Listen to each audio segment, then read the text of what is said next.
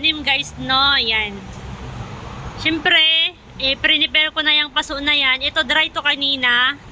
Parang ganito siya, dry na dry. So, nilagyan ko lang siya ng water. So, okay na yung water niya, siguro. Tignan ko nga kung dry pa. So, titignan nyo lang kung dry. Tapos, itatanim nyo na yung inyong basil. So, bago ko itanim yung basil dyan, sasabihin ko muna kung bakit sinabi kong ibababad siya. So, ayan. Yan lang yan. Ito yung ating basil, guys.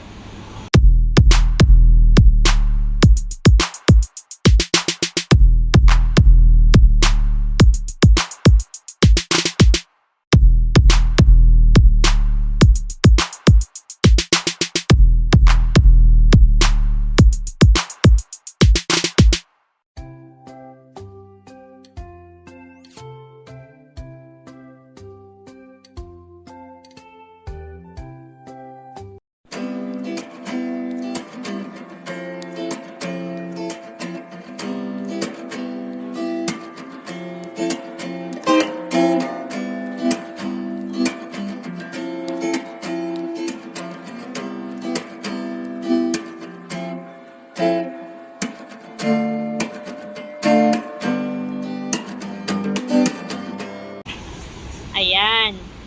So, itong basil na ito, guys, ay nanggaling siya dito. So, sa isang puno. Actually, dati, guys, ganito din siya nanggaling. Kumbaga, bago siya itinanim, bago siya nagkaganyan, ganito muna yung ginawa ko. So, pagkatapos niyan, kumuha lang ako ng foam. Ito lang yung technique, guys, ha.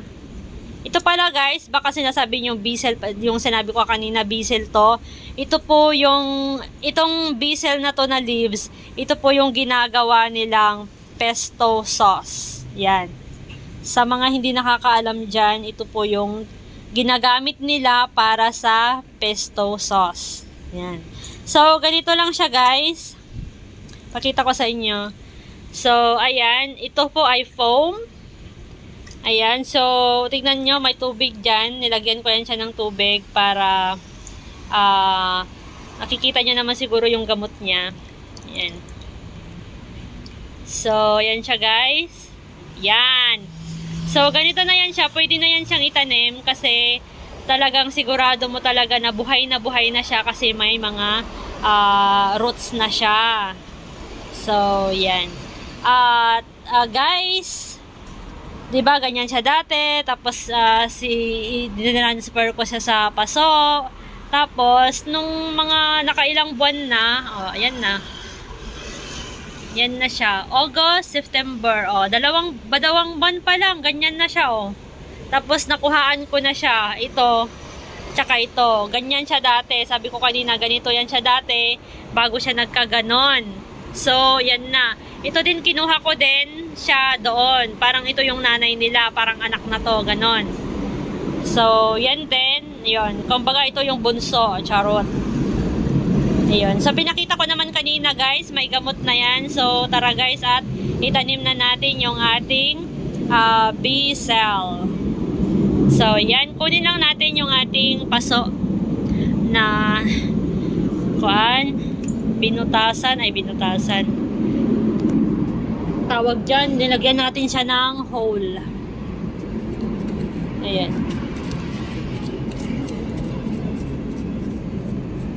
So, ganyan lang, kumuha lang kayo ng stick. It depends upon on you. Kasi may mga tao talaga, guys, na ano yan, yung wala pang gamot, pag itinatin talaga nila, parang hindi nabubuhay.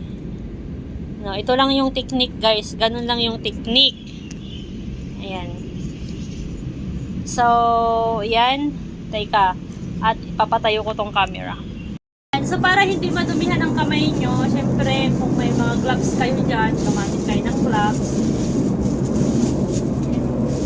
Kung gusto nyo lang naman, ito lang yung ginagamit ko para hindi lang madumihan masyado yung buko ko.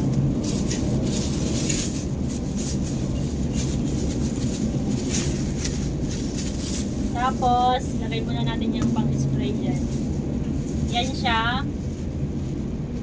So, ilagay natin dito. Siyempre, nakakuanan na natin yan. Nalagyan na natin siya ng hole. Kunin lang natin yung ating kunin lang natin. So, dito.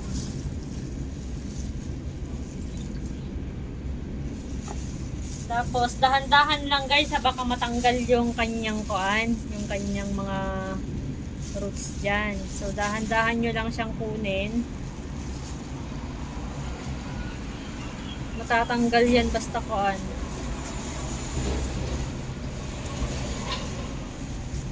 So, dahan-dahan lang, dahan-dahan, dahan-dahan. Kikita nyo ba guys? Ayan, dahan-dahan lang.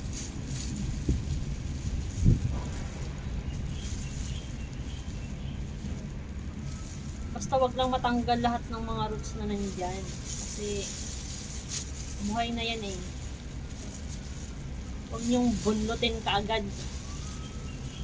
Kumbaga, dahan-dahan lang, ganun. Parang nahirapan ako ah. Oh, yan. Okay, yan na siya. So, yun. Dapat, may mga gamot talaga yan. Kasi, yan yung ating itatanim para mabuhay talaga siya. Okay na natin. Huwag masyado parang malalim. Yung sakto lang siya, guys.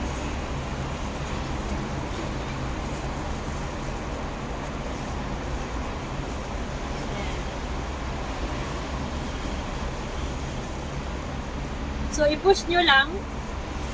Yan, para hindi lang siya mag-gewang-gewang. Ganun. Yan.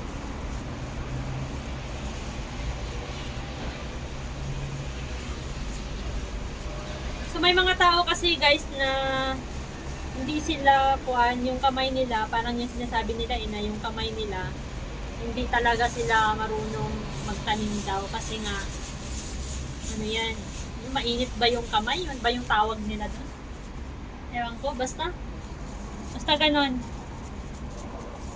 Yan lang siya. So, yan guys, tapos na yan. So, ilalagay lang natin yung water na kuhan, depende sa inyo, basta i-delete ko na lang dito kasi sayang naman yung tubig. Yan. Kung gusto nyo ulit, magagamit pa to kahit ilang beses nyo gamitin itong foam. Ayan. So, next time, dito naman sa hole na to, kahit sa hole dyan, basta may kuan, basta may ipit nyo yung kuan, yung ginunting nyo, tapos gagayin nyo ganyan, tapos lagyan nyo lang ng water. Ganon siya guys. So, yan na siya. Tapos, sprayhan lang natin. Masyadong madumi na yung leaves niya. Yan. Kumbaga,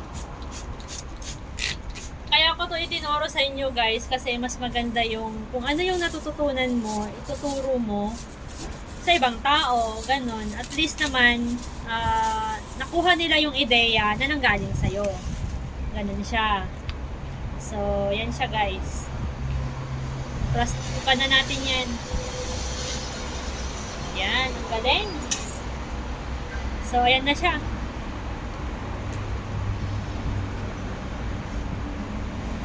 Ayan na guys. Ayan, sana ho ay nakakuha kayo ng konting kaalaman sa ating pagtatanim sa ating basil. So, ito po yung si Bunso. Katatanim lang. Ito po si ate or kuya at saka yun po yung kanilang nanay. Yan. So, ulitin ko, ganun din siya nanggaling sa bunso, nagka-ate, nagka-nanay, ganun. Ganun din ang buhay. Ganun lang siya, guys. So, ayan. So, ayan, maraming salamat sa inyong panonood. At least, may natutunan kayo. Lumipad na yung, at least may natutunan kayo sa ating pagtatanim ngayong araw na to. Maraming salamat, mga ka-amigo!